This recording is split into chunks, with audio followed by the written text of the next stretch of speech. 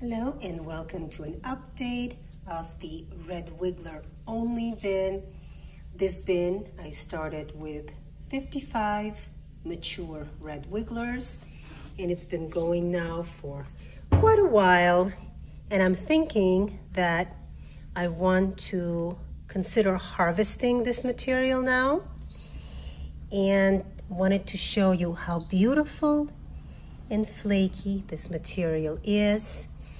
This is the kind of stuff I get from my simple 10-gallon bins. They're always easy to manage. The worms love the large surface area, and since depth is not as important to Red Wigglers as surface area, they are just happy and thriving here. And you can see how well worked over this material is. It's just, oh, it's just a pleasure to hold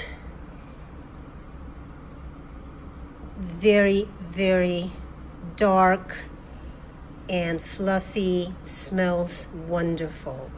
So we are going to, this is where I fed last time. We are going to feed these guys on this side so they can migrate out of this area right here, which is what we're going to harvest. And let's see what they've been up to in here. I've been feeding them on this side. You can see the material here has more bedding, a lot more unprocessed food stuff, and again, nice, happy, chunky worms. But this is, of course,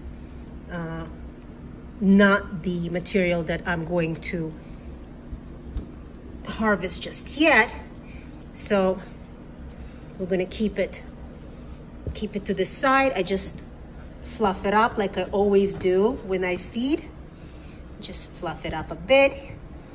And now I'm going to give them something they just cannot resist.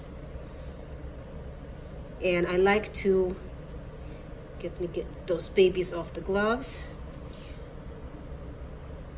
I love to give this food, especially when I go on vacation for 2 weeks. I know that they're going to be perfectly fine. It's not going to create a muck as it decomposes.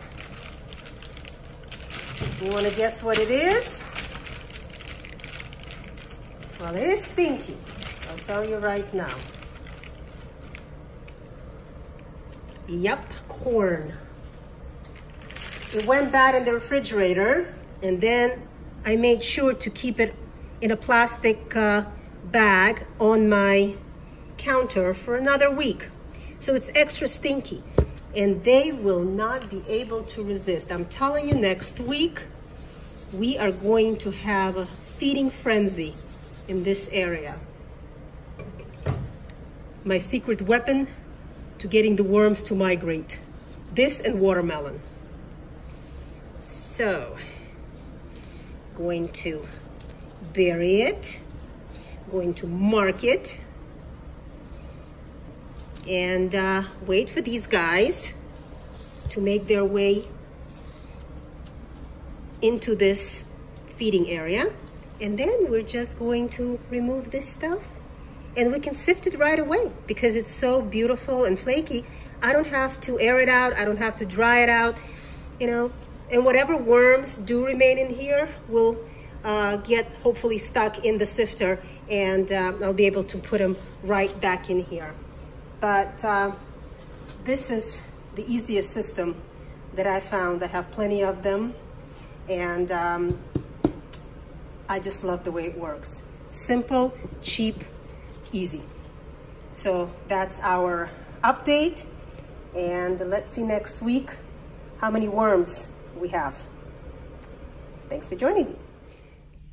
So just as I signed off, I realized that I had an opportunity to show you my Perionyx bin. This is the blue worm bin, and I'm also in the process of doing the horizontal migration method in here as well, so that I can harvest the finished castings on this side, and they're going to get the same feeding as the red wiggler only bin. So I decided, well, why not combine the two? And again, the material is wonderful. It's very worked over, and I hope the majority of the worms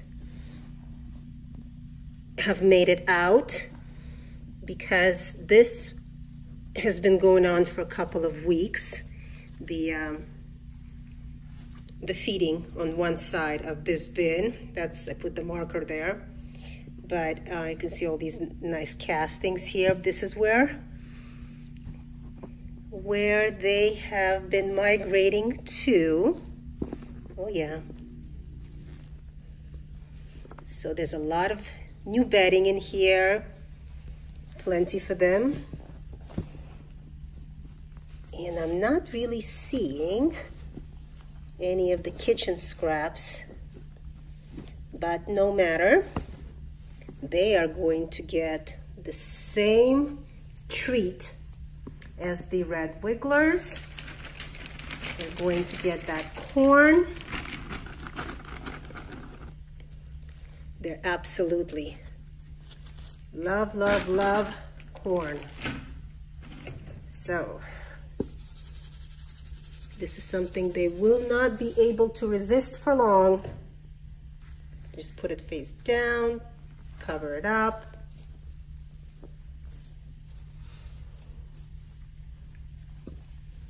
Make sure it's really, really nice and covered.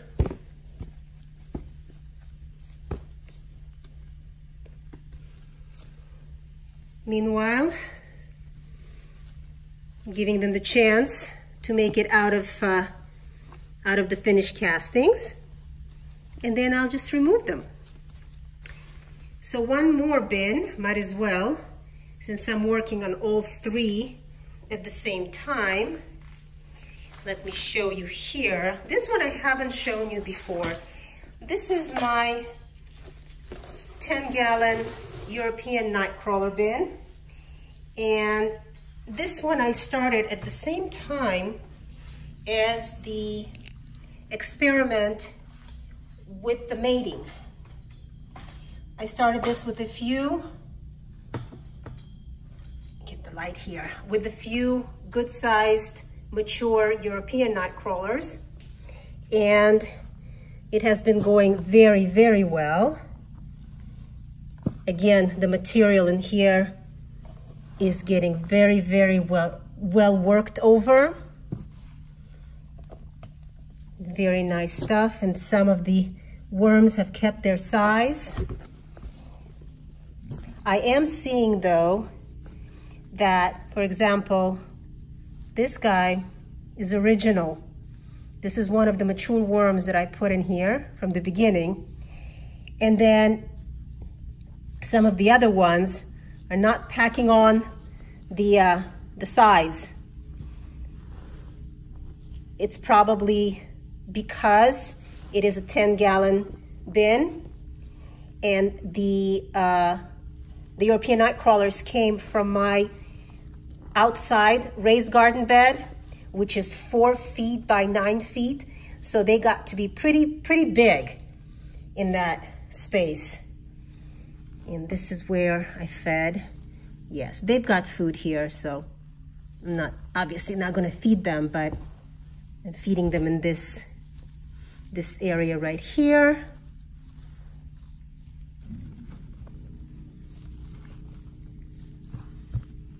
So, yeah, I didn't show this one maybe 1 or 2 times. They did do very well as far as reproducing, but the offspring definitely not the same size as the parent. So that was very interesting to see. But these guys have done really, really well, and I'm probably going to start thinking about harvesting this material soon as well. Oh well, I just decided to put all of those bins into one update. So yeah, when I decide to harvest this one, I'll show that to you as well. I know for sure this is it. So signing off.